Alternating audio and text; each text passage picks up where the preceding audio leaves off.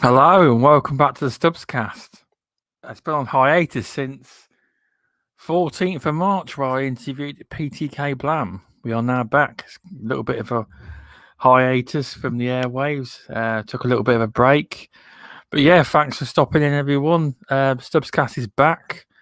If you want to check out a great gaming website, please check out www.bg4ghub.com for the latest news, reviews, opinion pieces, podcasts, which Midweek Gaming is on there as well, and many more.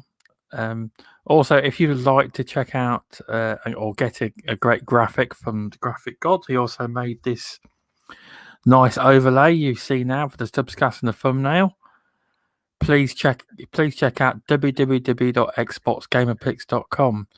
And if you happen to check us out on iTunes, Apple Podcasts, we'd really appreciate it, a 5-star review if you like the show, and to download us on Spotify, Google Podcasts. To be honest, we're on the majority of podcast networks now, along with Midweek Gaming as well. So download there as well, please. And this week we have.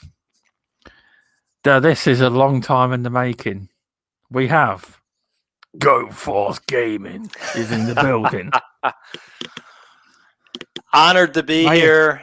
Honored to be here. You're right. It has been a very long time in the making. It has, because I remember when I first asked you. Nah, it's like you were like 40 subs. I've got to earn my place. You're like, I'll get to 100 subscribers, and now you're at 146 subscribers now. Yeah. So no, you've definitely it's earned true. it. You definitely earned it. Yeah. No, I appreciate that. Yeah, you've been chasing me for a while. You were probably one of the first folks that I ran into on Twitter when it felt like I was just shooting messages off into a dark hallway. And yeah, you were very, very kind and have been since. And you've been nice enough to have me on your other shows along the way. And like you said, we've been talking about this one for a minute or two. And I said, hey, wait a minute. Let's get to 100 first. Let's make sure we've got a proof of concept here. We've got something going. And we got there, and we're still trudging on forward. So here we are. It's a pleasure to be here with you today, and with all of you in the chat. Yeah, it's a pleasure to have you on the show. Finally, it is. So how are you doing? You've been busy? Very good. Yeah, I have. Work has really fired up. I work in HR, and there are many people changing jobs these days for various reasons. Some are doing it because they're getting called back into the office, and they've gotten really used to not having a commute. And so that has kind of set the market on fire and generated a lot of activity on my side. So I've been busy with that. I've been trying to get some gaming in here and there where I can. We're doing some projects around the house as well. Today I got to go out and look at doors, and that's a trip, man. That's a trip. Yeah. So trying to get it in where I can. I picked up some awesome coffees this week. I know Meisuko's in chat. He's referred me to some good cups along the way, but I've got a dark roast that I'm enjoying right now called Black Knight, and I can't complain. That's good to hear. I'm not really a coffee drinker. I'm more of a tea drinker, but before you ask, I drink Yorkshire tea. When I do, but I don't drink tea a lot. But when I do, it's Yorkshire tea. Now, riddle me this. Now, VJ wouldn't agree. He's a PG Tips man. Okay. Okay. Tell me this. The creamer and milk situation with tea out your way, is that 100% of the time you're putting some creamer or some milk in there? What's the situation? Cream? Yeah. The majority of Brits just use milk. Okay. Okay. Yeah. I'm not saying everyone does, but I haven't seen many times where I see people put cream in. Yeah. My wife will buy coffee creamer, like a sweet cream or like an Italian cream, and she'll toss a Okay. splash of that into the tea. And yeah, that's the deal. Okay, fair enough. Yeah, apparently that's too. Oh, yeah, I get the joke, Judzilla earlier. Oh, damn, Stubbs, that's too English, because I joked to him earlier on Indie Gamers Show saying, Judzilla, he just sounds too English. Try and sound American. It was a joke. I've got a comment here on Back from the Dead. Favorite coffee is 100% Jamaican Blue Mountain. Couldn't agree more. I've had it. I actually had it in Jamaica, and it is a tremendous cup of coffee. Well, it sounds good. I don't like coffee, but it sounds good. Start with a light roast. Oh, I don't know. So, welcome, Masuko. I know you've been looking forward to this show and been asking actively for a while because you knew about the whole 100 subs deal. So, and welcome back from the dead. Welcome, Judzilla. Who else we got? Matt Barnes is welcome. Anyone else is listening on the podcast download or after? Thanks for stopping in and listening. So, here's a question. What made you want to get into the whole YouTube streaming craziness podcast world? Yeah, that's a great question. Like many of us last year, I figured out that I didn't have a whole lot of extra stuff to do. You kind of come to the thought that, man, I need some additional hobbies because there's not a whole lot going on with things shut down. And so, yeah. So I decided, I want to try and learn video editing. And so I started shopping around tools, and I knew I didn't want to go all in on Adobe and get into their subscription model. And so I looked for the next best thing, and I landed on DaVinci Resolve. And Resolve is a good stand-in for Premiere, according to a lot of the the big editors out there. So I got a hold of Resolve, and it kind of went like this. The first day I got it installed, I opened it up, and then a week went by, and I didn't do any Resolve. so I thought, well, what's going to get my ass in there? So I thought, well, why don't I try this YouTube thing out?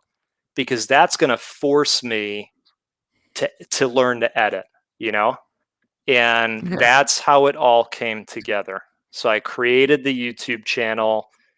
I started recording videos, and that got me in DaVinci on an ongoing basis. And, I never knew if it was going to take off or not.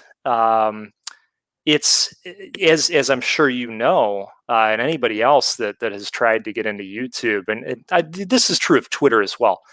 It's a slow start, unless you can catch lightning in a bottle. It's a very slow start. You're building and cultivating a community. You're trying to bring people together, and it's taken time. I've been doing it since February of last year, I think, was when I kicked it off, and it's been fun. But that's kind of what pushed me into doing it, was this, thirst for something that would push me into the editing space, and that kind of was the fire under my ass that I needed, to get me to do it. Yeah. That's really interesting. That is because obviously you're different you've learned a lot along the way since you first started, because you were using that bloody Vox, weren't you? When I first met you. Hey, if you're not careful, I'll turn it on. Turn it on. Go on, turn it on. I don't think I can access it right now. It was more of an empty threat that I was making there. No. Yeah, no, you're right. I used a voice effect in the first, 6 months maybe of doing YouTube. And part of that was because I'm in a very front facing line of work. And I thought, boy, if somebody comes across this, that's going to be awkward. And then it just got to the point like, hey, you know what? Who cares? Who cares if that happens? Let's get out there. Let's have a good time with this. And so, I removed the veil a little bit. If anybody's watched my stuff occasionally, I go on cam, but I'm in a mask. So we've dumped the Vox, but the mask remains. It's good because I obviously used to tweet you. I messaged you a lot, and it was the one thing that I used to say to you a lot. I take that on board. It's the Vox. I couldn't get past the Vox. It was like, yeah, like you felt like you were watching like a video. Yeah. Like them programs that have robbers and that, or the kidnapper, or they do the voice and you're giving out demands. Yeah, but it was like that. But you were playing a computer game. Yeah, it's like you're watching Scream. Do you like scary movies? Yeah, it's true. Because I think the friend you were playing with used to record their voice, didn't you? Yes. Or did you? Yeah. And their voice was normal, weren't it? Was it just yours that was voxed? It's true. Yeah. Yeah. And you know what? I caught so much shit from that specific buddy. I've known him for a very, very long time. And he used to tell me, would you knock that off? What are you doing that for? So we had some fun with it back and forth. Because of course, that package that I bought has, 117 different voice packages. So I would try all kinds of new ones on him from time to time. Oh, okay. Yeah, see if I could find one that he liked a little bit. So Masuku's laughing at the minute. Yeah, I'm sure he is. Yeah. But no, that's good. That's good to hear. That is. It's been an interesting journey. It says a year ago now. I've looked at your first video. It won't tell me a date though for some reason, but it just says 1 year ago. So yeah, that's a 52-minute video. It was a journey. Furies. Which one was it? Sorry, no, it wasn't. Yeah, it was Full Metal Furies. Walkthrough part 1. Yeah. Yep.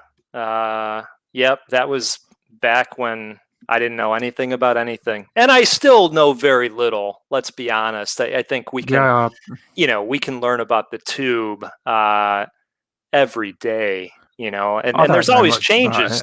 To your point, I mean, you were telling me just a couple weeks ago about the random ads that are going to happen, whether somebody is monetized or not. Yeah, so it's constantly changing. YouTube's ever evolving. That's the problem. Yeah. Now, it may not happen. It's just they could say for instance, because sometimes videos can go viral when you're not even monetized. Mm-hmm.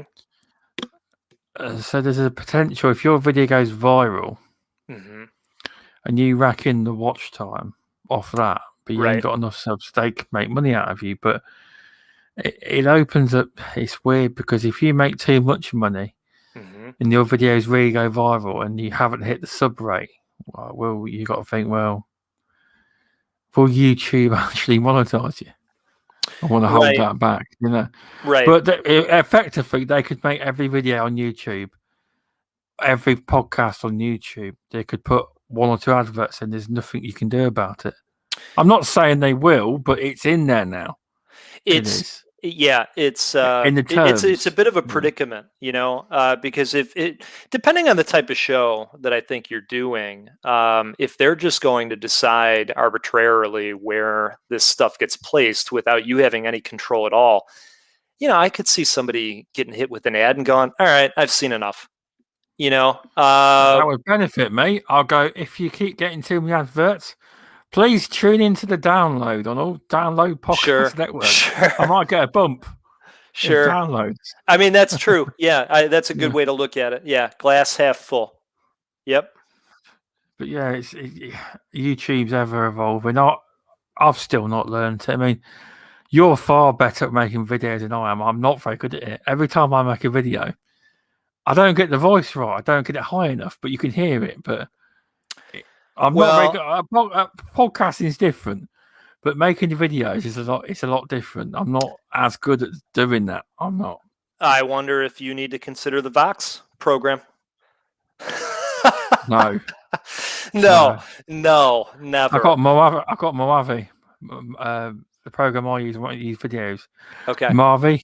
Yeah, Is it called Marvy? I use that. I do 2021 edition, the plus one. Okay. I need to try and make more. Cerebral Paul, welcome. Thanks for stopping in. Yes, but so you've obviously took your time and you've obviously evolved, and recently. No, hang on. Let's wind back a bit. I've completely forgot. Let's wind back. Hello, Indie Gamer. Welcome. Gaming history. Where did you start gaming? Sorry about that. No, that's no problem. It's not like we practiced, but that's okay. No. I began with the well, I take that back. I was going to say the NES. We had some kind of unit. I couldn't tell you what it's called, but it was yellow. It was a yellow rectangle that hooked into a TV, and it played Pong. And that was it. Okay. It played Pong. So we had that, and then I had something that was very, very basic, like it was a tiny LCD, and you could kind of play games on that. But again, I couldn't tell you what it was called. The first real console that I had was the NES, and it all started from there. Mario, Contra, Teenage Mutant Ninja Turtles. I'm talking about the first one, not the arcade beat 'em up, the one where you got to swim through the water and dodge all that bullshit and activate the computers to turn off the bomb. So those games, and they just sucked me in. And from there, dove into Zelda and Link and Bomberman and Faxanadu and Final Fantasy. I played them all, and loved it. So it all started there. Have you got any? What are your favorite games throughout the years? More retro wise, what would you say? Would you say they were the favorites from way back when in that NES and Sega era? That kind of stuff. You couldn't save your games. Oh wow! Well, we're going. By the way, that brings up a story. So I was playing. I think it was Adventure Island, if I'm remembering right. And you had this guy, I think his name was Hudson, and you're kind of like tooling around just this basic little side scroller. But the game was so long, it just went on and on and on. And my little brother at the time, I was playing this game, probably spent good 3.5, 4 hours at this point, started early in the morning, cruising along, about to see the end of it. My brother comes running in, and the way he jumped, and it tipped the NES just right. That screen froze, and it was the end of the world, man. It was the end of the world. It was like everything was on fire, Yeah. Going back to your question, though, I would say that Golden Axe. That's a good pick. Yeah. Altered Beast. That one definitely comes to mind. On the RPG side, Have you played Shining Force? It's kind of a No. grid-based, turn-based RPG. Just a wonderful game. I think those are the ones that come to mind for me. Another lesser known one, Mystic Defender. And we had this one Christmas where we got the Sega Genesis, and we were given all these games, and that's the one I remember most. I think that's why all of those games are coming to mind. All of my buddies had the Super Nintendo, and so there was a little bit of jealousy around Super Mario World and Star Fox. But aside from those, we were super happy with the Sega. You had games popping up like Road Rash and Skitchin, if those titles come to mind for you. Yeah. Skitchin, I've not heard of that one. Yeah, Skitchin was a game where I think you were on rollerblades, and you'd grab onto the backs of vehicles, and you'd kind of like race down the road using the velocity of the vehicle to drive you faster. And of course, you've got to beat the hell out of everybody else that's trying to do that to win the race. Oh, so okay. Akin to Road Rash, they're adjacent. Oh, Road Rash. Yeah. Okay. Cerebral Paul says the yellow unit you were talking about was most likely Nintendo's Color TV Game 6. It's possible. I don't remember it being a Nintendo product because, and maybe it was, but the only one that it could play was Pong. That was it. So maybe it was. Maybe it was. I don't know. It was so long ago now. That was in 1977. That's very possible. Cerebral, I wasn't even born. That's very possible then. Yeah. I too will admit that I was not born at that time. So yeah. Maybe it is. That's interesting. I'm gonna have to look it up now. That was their first entry. Huh. Okay. That's interesting. Yeah, Pong. Great game. Cerebral was 10. Okay. You were. Interesting. But yeah, no, that's good. It's a good game in history. I like the fact you like Sega because I'm a big Sega. I like Sega. I've still got a Sega Mega Drive now, but yeah, I know you're big into Slapper. That. I've got to fire the Mega Drive up again because I got one of them cartridges. You can laugh now. I've got Super Mario Bros on the Sega Mega Drive. Okay. It's apparently it was hacked years ago. There was a cartridge, a pirated cartridge made. And it was Super Mario Bros. But it was released not legally. It was one you could buy. Yeah, I believe. Yep. And it happens to be on this cartridge, so I have to give it a go.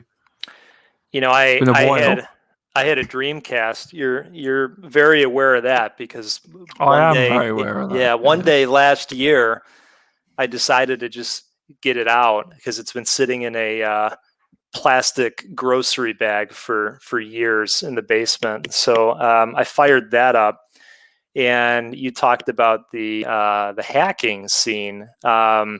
My buddy had a Dreamcast too, and he was into that scene.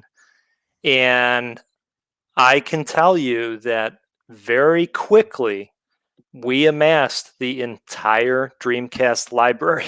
It's easy. And one thing a lot of people don't realize is if you're in the Dreamcast community, like Sega community, this may shock people if they hear this. People still release games onto the Sega Dreamcast. Yep. Small developers, I don't know how you do this, mind, but they actually I think it's like a GoFundMe thing. You get a code or you get something and you can add it to your SD card or however you do it. And people, I'm not talking fully fledged games like the AAA's. I'm on about small development games that have been put, but there is games still put on the Dreamcast. There was a game, and I think it released pretty late in the cycle.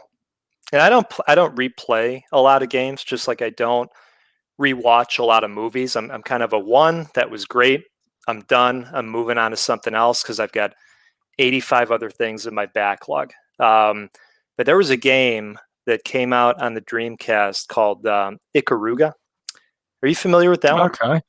No, not at all. This was a one of those games where you're flying around as a ship, and it's a bullet hell, and you've got this ability. The bullets are either brown or blue, and you've got this ability to switch between those colors.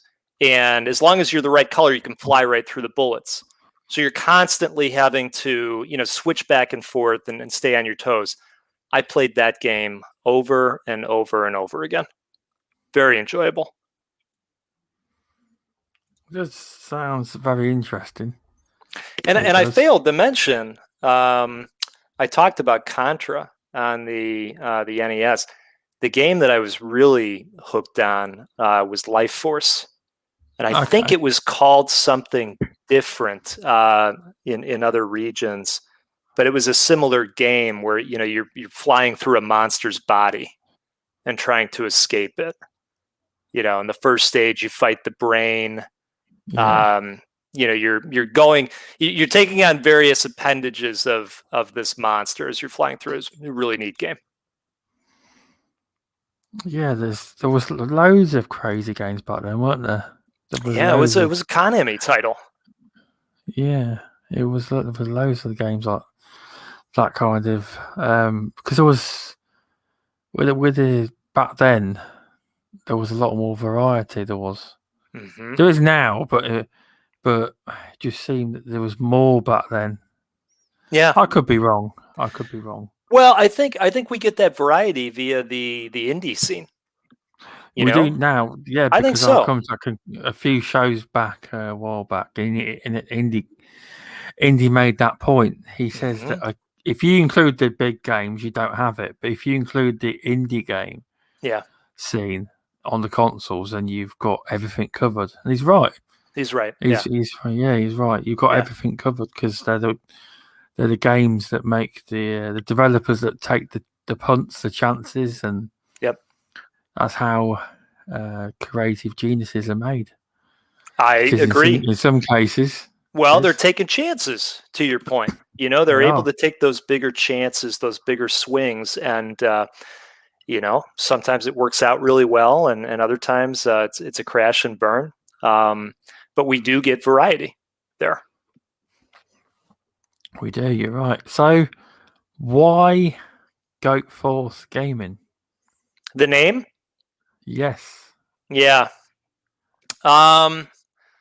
So I wanted to create a community of the greatest of all time gamers and try and be a force for good. And a lot of time that's a more of a corporate type of thing to say, but just that concept of coming together and being a force for good.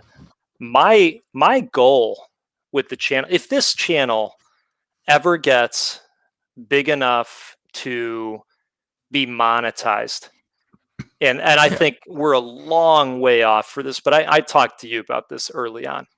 If it ever gets there, I would like to give every cent back to this community. If we could get to the point where we could do things like buying consoles for children's hospitals, things of that nature, spreading this hobby around to more and more gamers so that they can enjoy it would be fantastic. But I also recognize how hard that would be to do. We talked about the growth, we right? Did. Yeah. We did, because I said to you about it. I said even when you make money, right? Even if you get to that point, it's unless you're getting unless you're getting real big, watch time Right. podcasts weekly and all stack and super chats and all that. Hmm. Money wise, it's kind of how's it put it? It's peanuts.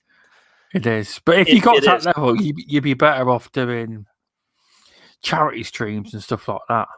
Yeah. You'd go really well. It would. But I do hope one day you can get to that level. It could take off one day, big time. It's the algorithm, and YouTube is a very strange place. It is, but if you hit it, you can do it. You can. It is. Like, because like Indie Game was a big success recently on the indie game scene. His channel's recently been blowing up even more, and he deserves it. He does. Mm-hmm. And yeah, he's. But as you were saying, that is a very good goal to have. Attaining it, like you say, is quite difficult. Because to be honest, it's how many you mean to the point where it's a quite earner where you can give back. That's what you mean, isn't it? Earning quite a bit. That's right. There's not that many that actually earn quite a bit on YouTube. Right. To the point where they could do that. Right. There isn't. It's people. There's a lot of YouTubers that hit 2,000-3,000 subs and stuff like that. But if you look at a lot of channels, they die. They don't. Yeah. They don't remain relevant. They don't. If you know what I mean. Yeah. Yeah. It's true. It's true. And I don't ever want things to get to the point where I'm playing things or I'm doing things on the channel because they're popular, or XYZ because the algorithm.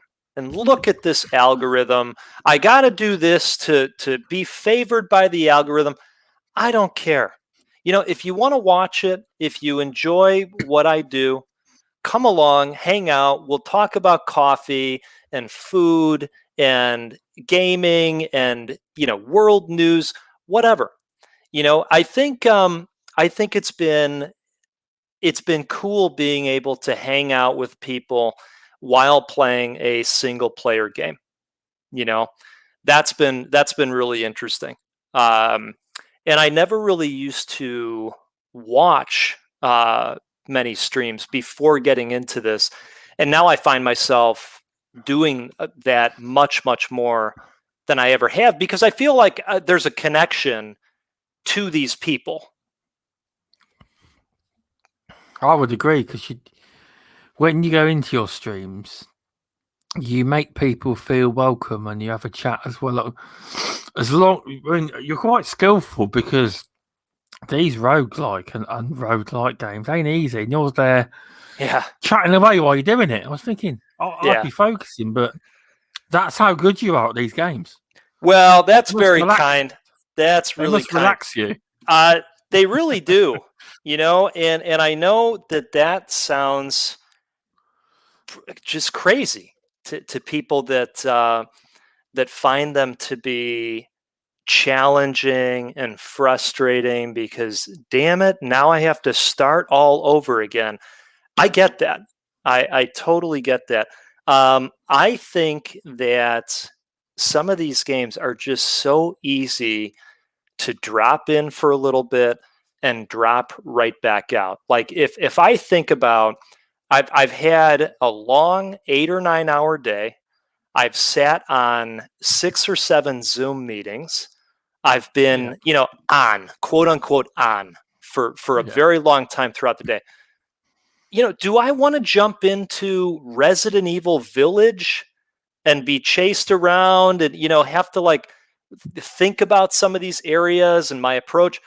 Or do I just want to throw on Rogue Legacy 2, jump in, grab some gold, get a couple upgrades, maybe I do another run, and then I just jump right out. It's just, I find them easier to get into than some of these larger AAA games. Like I was going to play Cyberpunk in April. That was my plan all around. It's passed. I don't know when I'm going to get to it. Because on PC, because you're on the PC side of things, right? It's actually meant to be quite good on PC, but now you've got your roguelike direction. Yeah. Sorry, roguelike and roguelite direction. Yeah. It works for you.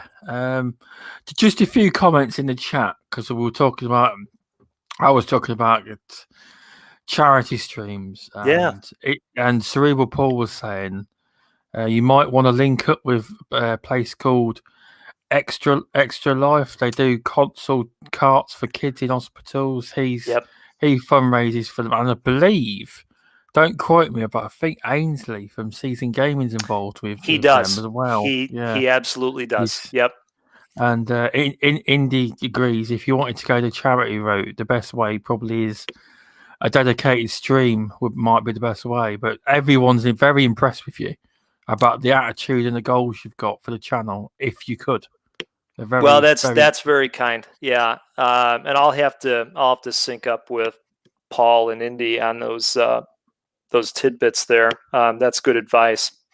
But yeah, you know what? That would be a dream to be able to do something like that, and to make anybody that's subscribed feel like, you know, they're a part of that. We all did this together. You know, whether it was watching a video, you know, whatever it is, we all did this together. Now that would be very cool if it got there. Because I have a day job, and it's fine. I don't do YouTube for, thankfully, I don't do YouTube for, you know, monetary gain. So I could very much be in a position if it got that way to just, you know, give every cent back. So, you know, again, I get that it is a long shot, but it would be amazing to be able to do that. Oh, I agree. It would be. It would. But yes, and as you were talking about the way you liked the roguelike games, and that's what made you go all in on? Are you cracking a can of beer open? No, you caught me. So I'll tell the class. This is I have an obsession with fizzy water, sparkling waters.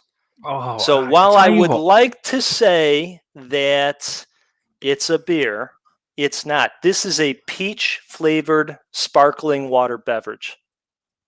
Now that's exciting, right? Now, I think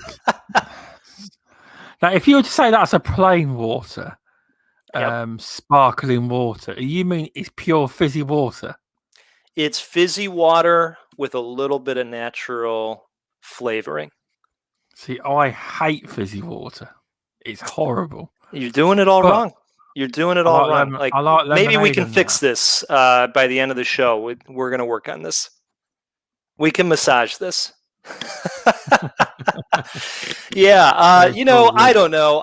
LaCroix, you know, the LaCroix of the world. I mean, every brand is making a sparkling water these days.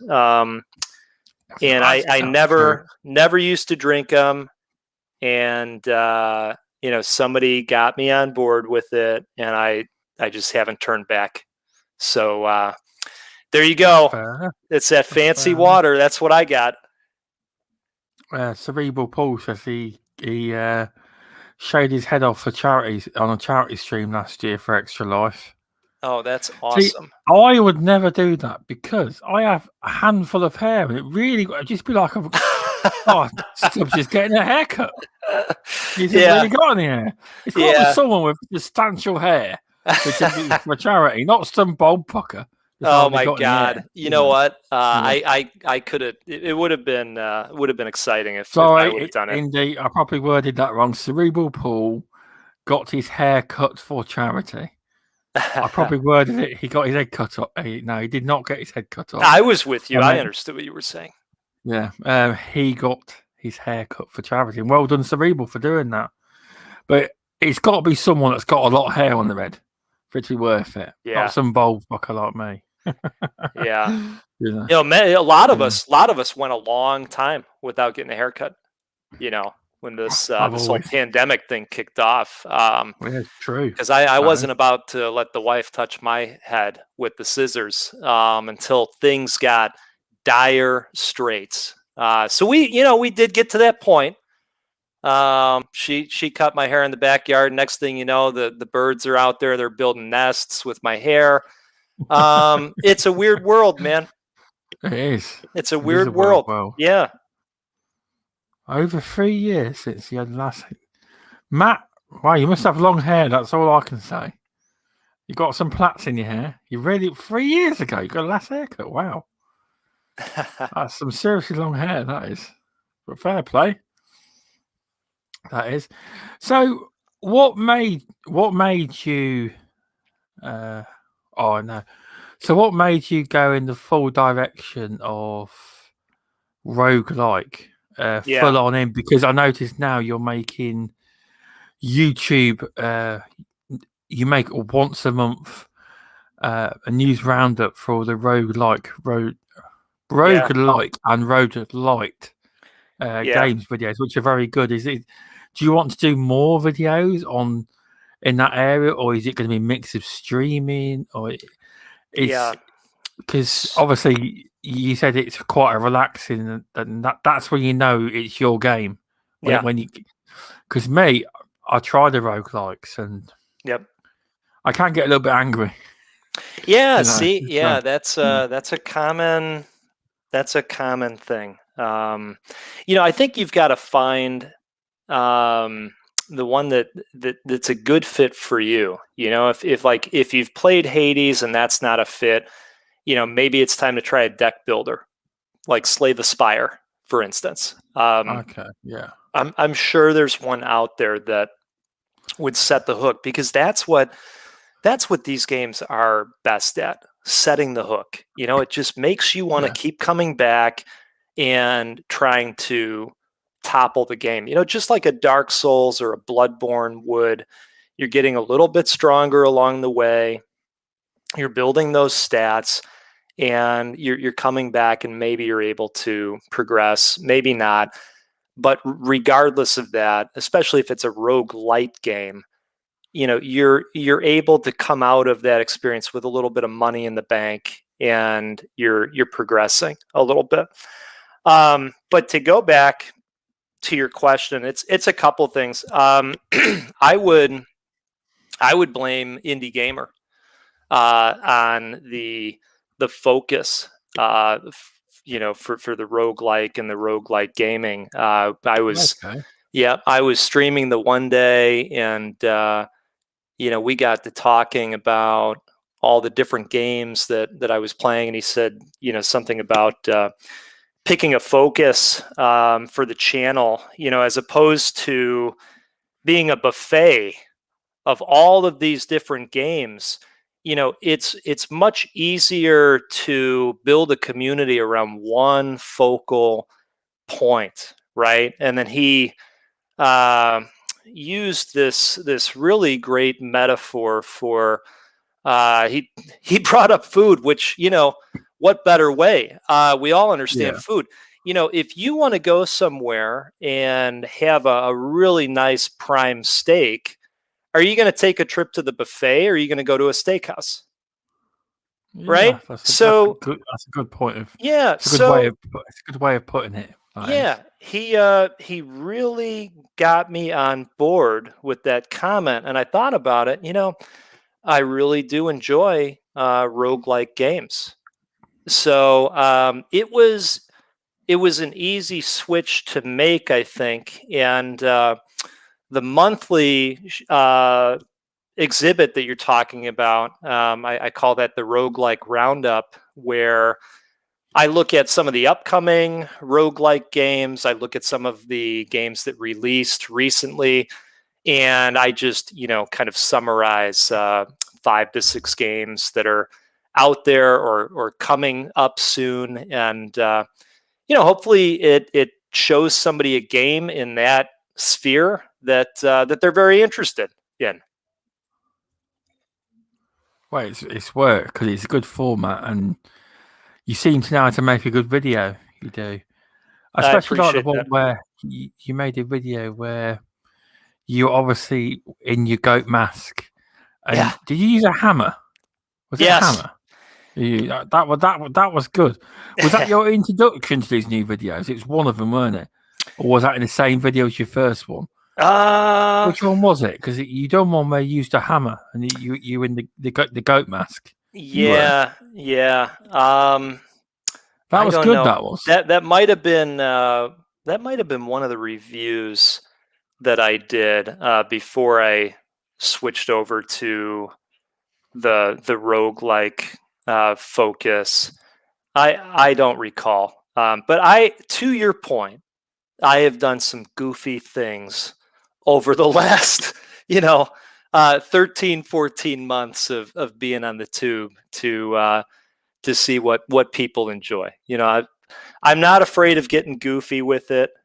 And like I told you, I don't care about the algorithm. If you want to come along with me, fantastic. If it's not your cup of tea, that's fine too. There's a bazillion other people out there. You will find the flavor that you like on YouTube. It's out It's there, true. you know? It is. Yeah. Yeah, there's so much on YouTube. We don't realise there's a lot on there because I watch a lot of these YouTubers that go discovering and they go around abandoned asylums and stuff like that. I watch a lot of them. Right. They're very interesting. They go to different countries and all sorts. Some of them do. Nearly get arrested, as some of them do. And they're You're very saying interesting. They are. you're saying where they're going to like places that might be haunted and such? No. So how can I explain it? Like, right. Like in America, there's a lot of abandoned theme parks, isn't there? Mm-hmm. Mm-hmm. And like abandoned buildings that ain't haunted. Them Okay. kind of videos. Okay. YouTube's full of them. You must know what one about. I don't mean haunted, Okay. Got but it. some. Yeah, Got it. Okay. but yeah, to your point, there is loads of content available.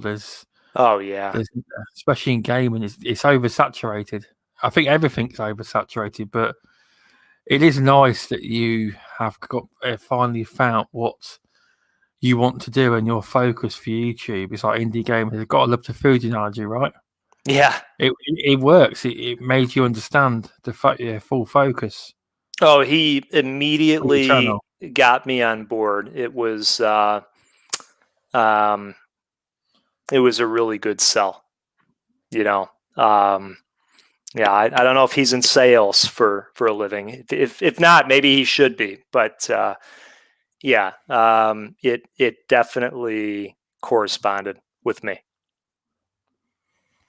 That's good. It's working out. Would you like to? Would you like to stay as you are? I know you want to expand, but are you happy the way it is? One video a month and streaming when you can because it's working for you. It is. Yeah, that's a really good question. Yeah, I'd be happy staying with that format. I think that I try and stream a few times a week when I can. But then again, now that I say that, I don't know that I try. If I happen to be playing a game that I think people might be interested in seeing, then I'll go live.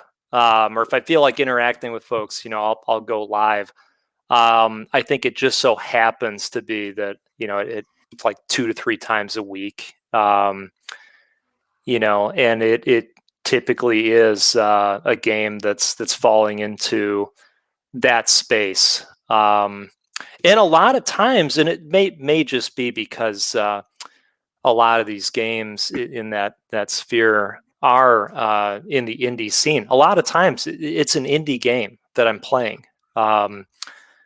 Lately it's been a lot of Rogue Legacy 2 because they pushed out another update to their early access game, and I burned through that new content really quickly. And I've been playing another game called Legend of Keepers,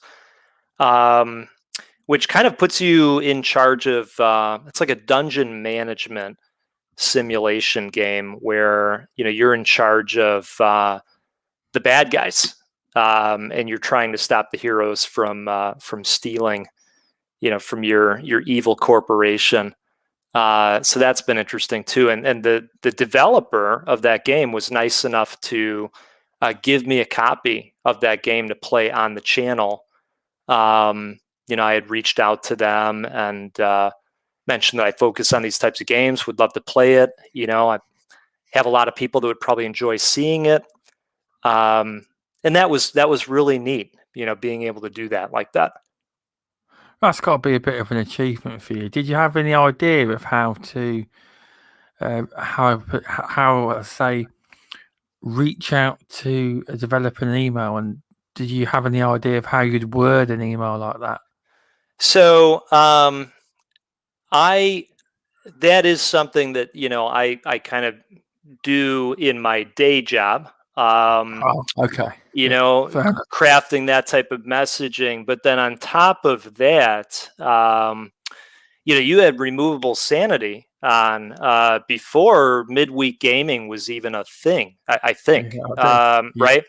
And I was in that that podcast that you did, and this is one of the things I really like about the stubzcast is that you are super attentive to the chats. And I put in a question about, hey, you know what? I'm just starting out.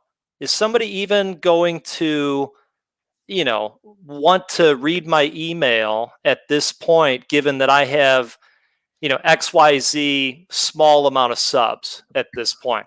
And Removable gave a bunch of tips because he's been extremely successful in, obtaining review copies of games. That's true, because most of the reviews he actually does on his channel right are from review codes he's been sent. Right. So I kind of, merged everything together, utilizing his advice, and it was super effective. I haven't done it a whole lot. I'm probably going to do it again soon. Probably understand why, because you obviously want to respect the developer and actually play the game. That's right. Not just ask for loads of review codes. We're not going to even use them because they can tell if you use the keys they can. That's exactly right. That's exactly right. Yeah, well said. Yep. Yeah, I want to honor their extension of that offer to me. It's quite a big thing for your channel because. Did you think you'd even hear anything back? No, at all. Not at all. No. What was that? Because the size of your channel? Is that what you thought? I'm not gonna look at me.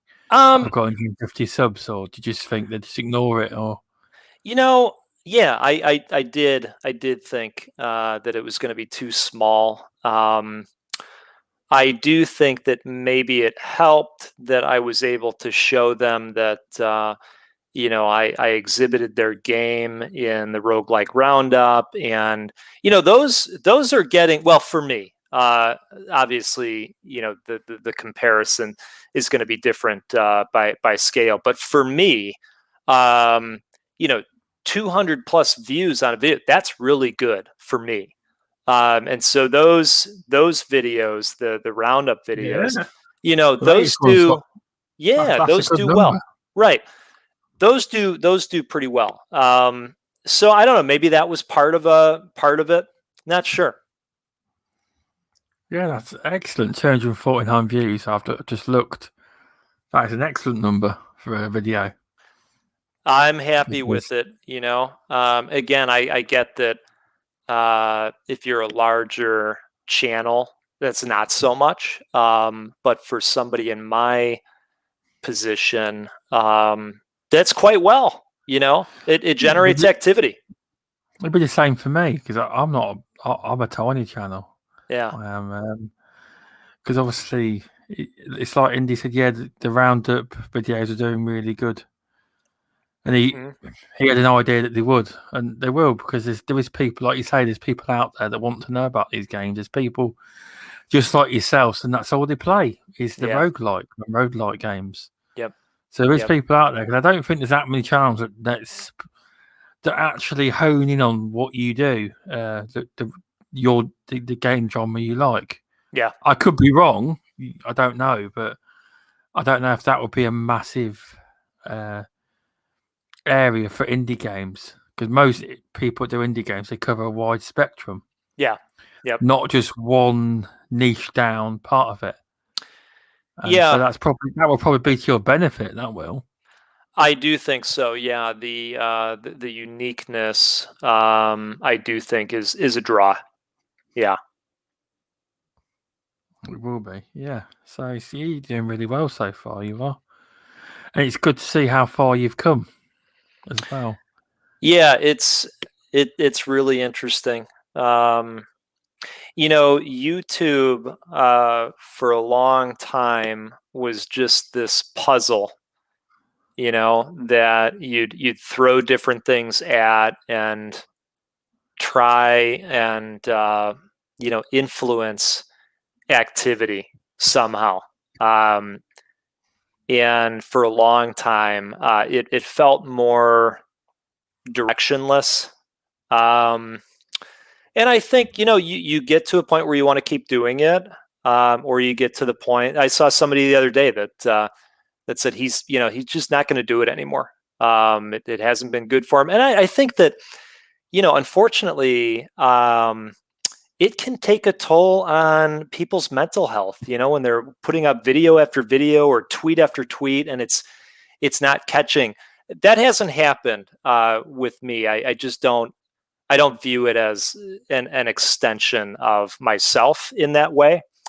But it has. It's been kind of a puzzle, and I think I'm at more of a point now where I've built some comfort with it. But I'll tell you, early on, I was talking to colleagues about it. Yeah.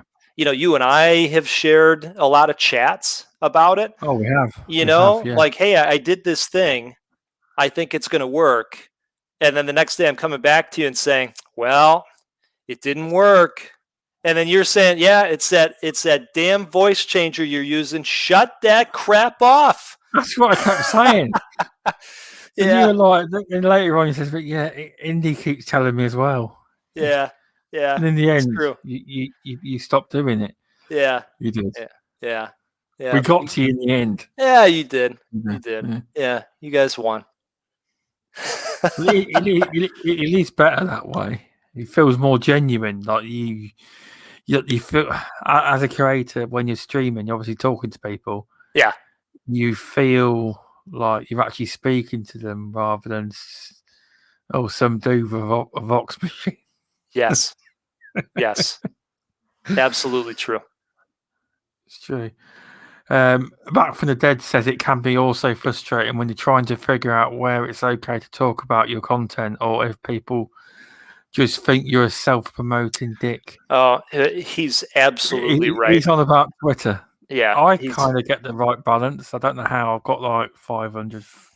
I follow like 500, but I've got over 1,000 followers. So I don't know how I've got that many. I mean, I do talk absolutely crap sometimes. But people must like watching there, Yeah. But some people just don't do Twitter that much. Twitter's not a lot of my views do come off Twitter. I will admit, in the analytics they do for the podcast, right? I get quite 80-something% or more that come in via clicking on Twitter. Yeah, it's I'm not interesting. saying you should never make that the be all and end all. You should want people to come in from YouTube, really. Sure. Yes. Well, that's true as well. You know what though? Sometimes if you bring them in from another source, and you're getting the likes and you're getting the comments and they're watching a good enough clip of your production, sometimes it feels like maybe YouTube gets a little bit more generous with your positioning. And you can net some additional viewers that way. Or maybe that's just all in my head and that's really not what's happening. But at times it seems like maybe it's doing that. I have no idea. I don't. I'm not really sure on that front. Yeah, we'd I'm have to real. consult Who with knows? their data scientists, I They'd think, never. over there. They'd never. They'd never tell you. But Hmm. it is good focusing in. Like Indy said, your key is focusing, and that applies to any content curator. Yeah, An area that you're already passionate in. Gaming is a huge topic in general. Goat is a big fan of roguelike, so it's a perfect fit. So yeah, but that applies to anyone that sure. wants to try content. If it's an area you're passionate in, try it and it will work. Yeah. Well, as long as you enjoy it, because you can't go into YouTube thinking, yeah, I'm gonna have a Lambo, I'm gonna have a mansion, all this and Oh that. gosh, Which a lot yeah, of people do. A lot of people think that they're gonna go into YouTube, yeah, they're gonna make a little video, and overnight there could be some success. There is a few people that happens to, but it's very sure. far and it's very rare it ever happens. More people try and do YouTube, but you've got to start with YouTube um, to do it for fun to start with. Because if you go in there, this is going to be my business. I'm going to do this, that. And it's never going to happen. A big part of YouTube, apart from talent, Yeah, is obviously there's a big part of it is luck. On obviously you can have the passion and all that, but you've got to have. A lot of people don't realize that there's a big part of luck yeah, on getting to that level, because you don't have to become a big time YouTuber. You can get to 110,000 subs or 80,000 subs and make a living out of YouTube yeah.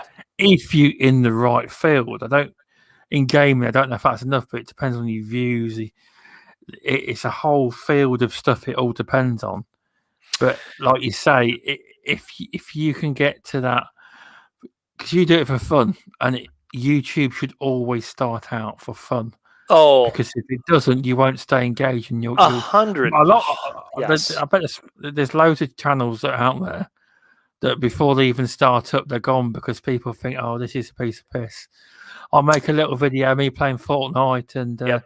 I'll do nothing with it, and I'll wake up tomorrow and there'll be 2 million views on the video. It's not Yeah. true, Yeah. but a lot of Yeah. kids believe that they do. Well, if you ever want to take the fun out of something you enjoy, do it for a living, and you'll learn to hate it real quick. And Oh, I so, know. right? So I agree with Yeah, you. yeah. You've got to go into it with the mindset that, hey, I'm just going to have some fun with this. If it takes off, cool. If not, whatever. I'm going to run into folks like Stubbs and Indy and Meisuko, and we're gonna, we'll chat it up every once in a while. I get to talk with people literally all over the world about whatever, and that's kind of cool in and of itself, right? It is. It's very good, and it's very cool. I really enjoy it because when I first started YouTube, I used to make videos, and eventually I started a podcast, which is this podcast we're on now. Yeah. And that was through someone else's idea. Then the midweek gaming sprang Mm-hmm. from I started doing, and then it just became fun, and that's Mm-hmm. all. That's all it's about. I don't have any intention it's ever becoming a living, because I don't think what I do could, but I've got plans in what I do in real life, and I do actually enjoy it. But I used to work in a factory, you see, Mm-hmm. so compared to what I'm doing now, I really enjoy it. But I Yeah. do enjoy talking about gaming and talking to content curators. But Yep. I do believe you've found your niche, Goatforce, and I think it's really working. I think over time, your channel will expand in subscribers and viewers and watch time. I really Yeah. do believe that. Yep. Because sometimes it can take certain people like Roguelike, because YouTube doesn't always recommend you, but over time, if the algorithm starts knowing that you're in that genre, Yep. it could just start recommending you to people that have been searching for roguelike, because you never know how the algorithm works. It's very no one really knows how it works. A lot of people, just even people that make a living out of it, Yeah. they're constantly trying to work out how the algorithm works. even these big channels like Linus Tech Tips. Mm-hmm. I think a lot of them actually try and actually work out how the algorithm's working. Mm-hmm. And I think I know they get millions of views, but I think even they struggle to know what the actual algorithm is. Mm-hmm. So it's a mystery to everybody. Only they know at YouTube. It's a massive secret. But if you enjoy it, and I think over time your channel will grow, because I think you will grow a bigger base. It will happen, but you're garnering slowly but surely. But you are working your way up, because you were at 5 subs once, weren't you? And now you're at Yes. 147 Hey, subs. So you're and getting there. You are. yeah, it's true. It's true. That's the goal, and it doesn't happen overnight, at least for me. And I think that's true of most people that get into this. And yeah, you just have to stick with it and keep having a good time with it. I think it helps to have a focus. I'm a big believer in that now. Definitely a convert. Um, but yeah, in patience, right? Patience, um, and the ability to kind of for anybody struggling with feeling like they're out on an island, the ability to separate yourself from this channel that you have. This is not a reflection of self-worth. You know what I mean? Yes, I And do. Yeah. right. And sometimes I think um, people fall down that path. Like, oh my God, I put 4 hours into this. 2 people watched it. My God, and then they're kind of bouncing out, and it's too bad because it can be tough starting out. But I think if you go in with the mindset that, hey, I'm just gonna have a good time with this thing. If it does something, cool. If not, whatever, we'll try again.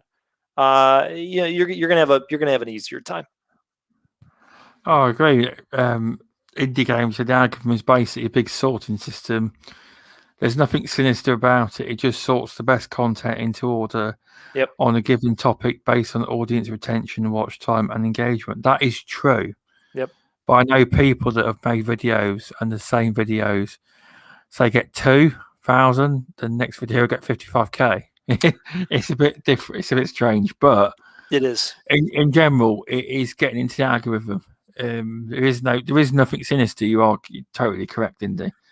It's just learning how to fine tune your SEO and your videos and stuff like that. And eventually, YouTube will pick up your content. It's starting to pick up your content more, because you're actually getting more views on your videos for the roundup than Yep. you actually have subscribers.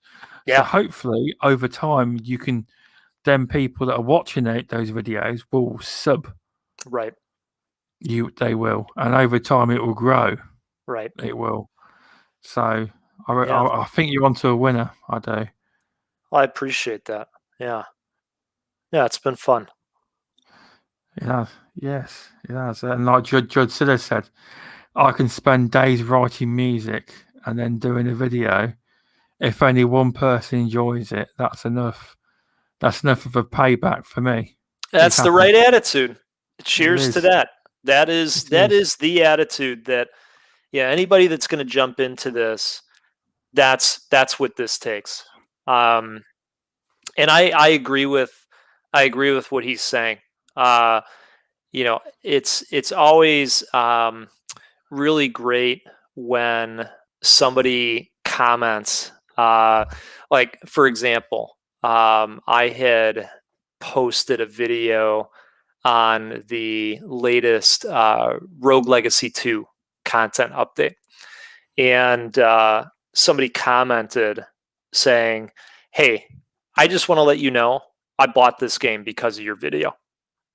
That's awesome. That's a win. It is. Yes. That charges me Major up. win. Charges me up.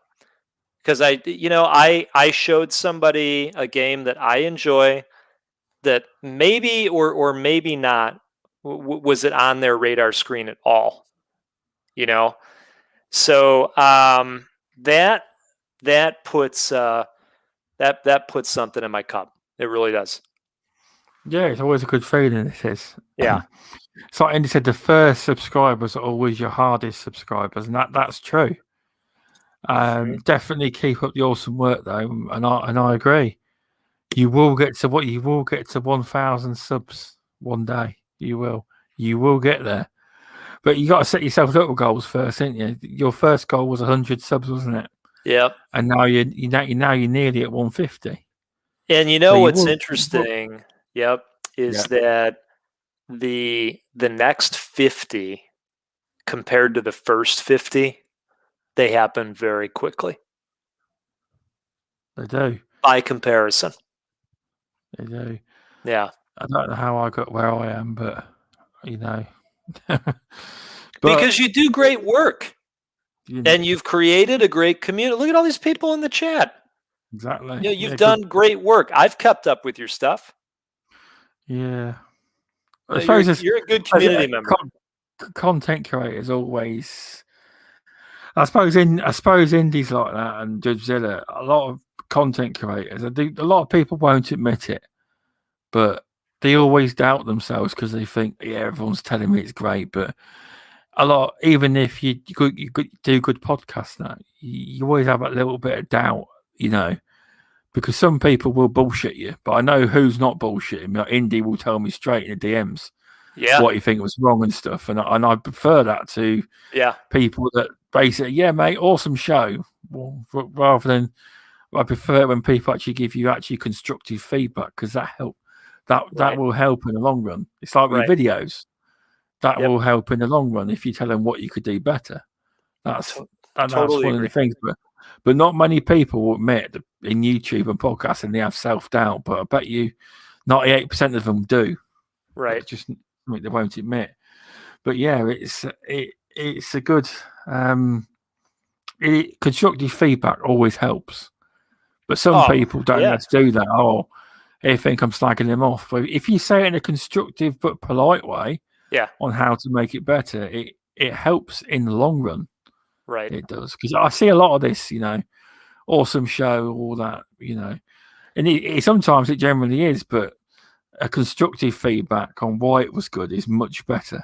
Well, It is. how Mm. are we going to improve at what we do at anything in life without some constructive feedback? You know, you have to build a really solid shit sandwich when you give somebody constructive feedback. You got to tell them something good, then you give them the not so good, and then you close with something good. Exactly. I mean, I know my stubzcast isn't exactly totally professional, but people seem to like it. Gets quite a lot of views. The downloads do quite well, actually. I don't know how, but they do. Yeah, That's why I offer it. I offer it in download form, and that's probably why I don't get as many views sometimes because you can download it, but it doesn't bother me. sure.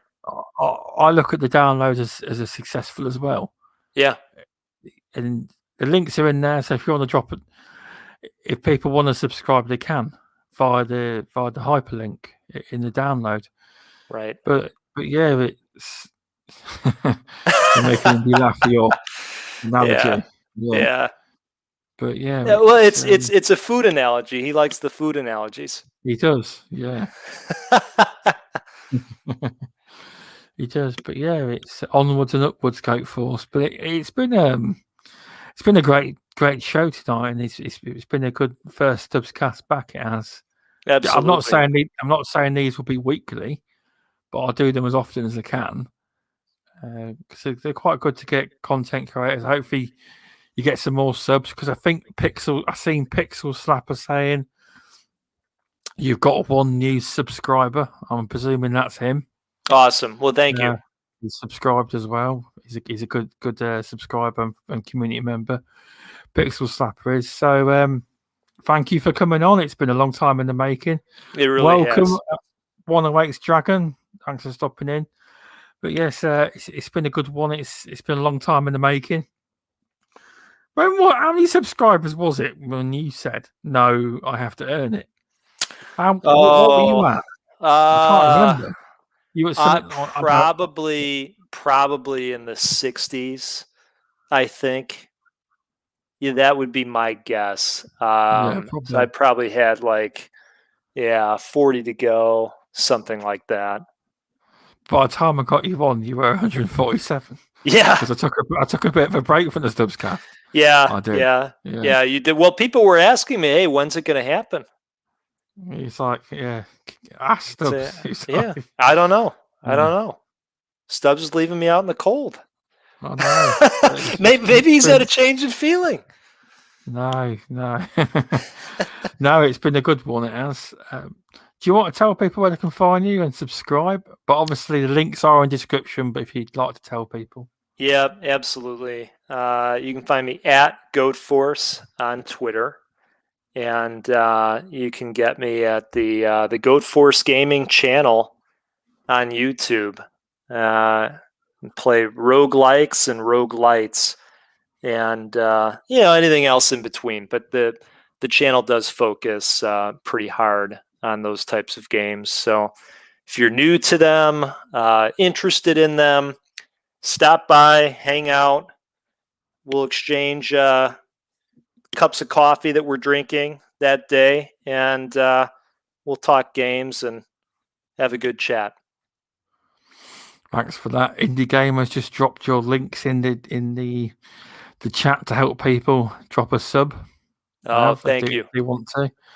So yeah, it's been a really good one. If you could subscribe to Goatforce Gaming and follow him on Twitter. You could always do with more Twitter followers.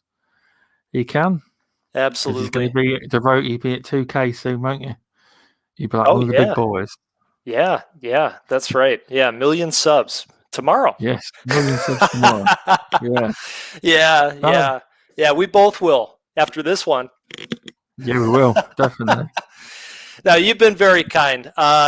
From day zero, you have been very kind. And anybody in the chat that I know, even those that I don't know, if they're here, birds of a feather flock together. I would imagine everybody here is a fantastic person in this community. You all have been super, super kind, and this has been a pleasure. Stubbs, I think you do a great job of creating a comfortable environment for two people to chat about, gaming and anything else. So thank you so much. It was a fun discussion. Yeah, thanks for that. I don't react well to people praising me, but thank you for that. I mean, I've had it quite a few times because obviously it's one-on-one, and Yeah. it's I do appreciate it, but I just try and help other people grow on YouTube and Twitter, and if I can, and have great people on for great stories on Twitter on the podcast. Sorry, Yep. and it's all fun. It is. It is. Because obviously you meet a lot of people in chat rooms, in podcasts, and on Twitter, and some people you get on with, and some people you get on really well with. And I'm glad I've met you and Indian people and other people like that who I speak to on a weekly basis. Yeah. And it's really good, even though we've never met. Yeah. In person, it's Yep. crazy. You live in America, I live in little old England. It is. Yeah, you're right up the road from where they do the Great British Baking Show, right? Paul and Mary and them. Probably right up the road from those guys. Compared to you, yeah. I don't know where. She's left the show, mate. It's on channel. Yeah, it's on Channel 4 now. On BBC. It's true. Yeah, Yeah. my wife loves that show. It's always on the TV. So I always think about that. I'm always like, Stubbs is right up the road from those guys. Yep, I am. Compared to me, to your point, yeah. I don't know where it's done, but I don't think it's round here. I think it may be close to Indie Gamer. I'm not sure where it's actually filmed. Okay. It's in a field in a tent anyway. I don't know where it is. Yeah. It is. Yeah. But yes, thanks for stopping by, everyone. And please download on podcast networks and Apple Podcasts. And if you'd like to leave a 5-star review on Apple Podcast, I'd really appreciate that. It'd help boost the algorithm. It would. And I will announce more stubzcast guests soon. I've got some I've got some planned to get on. I've just got to sort dates out, etc. I'm just planning at the moment, but yeah. I'd like to thank everyone for stopping in. The Indie Gamer, 108 Dragons TV, Masuku, Back from the Dead, War Stew, his previous guest to the stubzcast. And Indy has been on. Hang on, let's think about it. With Jeepers Reviews, he's been on with that. We'll have to get Judd Siller on, mate. At some point, we will. Let's have a look. Cerebral Paul, Pixel Slapper, thanks for stopping in. Matt Barnes. Who else has been on? I can't get up the list no more. So anyway, anyone else I've missed, thanks for stopping by. It's in Stubbs' back garden compared to the goat. Yeah, well, technically, yeah. Right there. It is. So anyway, thank you all for coming by, and I'll see you all soon. Yeah, thanks everybody. It was a pleasure. All of you have been great.